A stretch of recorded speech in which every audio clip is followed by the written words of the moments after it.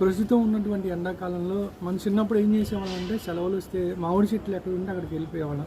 వాటికి ఏంటి గుత్తులు గుత్తులుగా పళ్ళు ఏలాడుతూ ఉండేవి. కొన్ని చోట్ల అయితే పండిపోయి ఉండేవి. సో అట్లాంటి అరుదైన దృశ్యం మన చిన్నప్పుడు చూసింది ఇప్పుడు మీకు నేను చూపిస్తాను.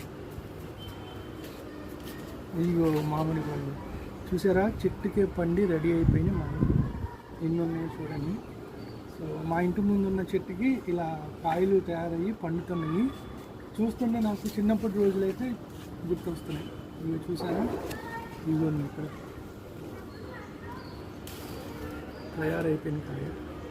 అంటే ఒక 2 days మనం మగ్గబెట్టుకుంటే చాలా బాగుంటుంది. అలాగే ఇక్కడ ఇంకో 2 కాయలు కూడా ఉన్నాయి. సో ఇట్లా చెట్లు పెంచుకున్నాం అనుకోండి, మన ఇంటి ముందే కాయలు కాస్తే అప్పటికప్పుడు కోసుకోవచ్చు, హ్యాపీగా తినేసుకోవచ్చు. ఇంత మంచి ఆహారం మన హెల్త్కి కూడా చాలా మంచిది, అవునా కదా?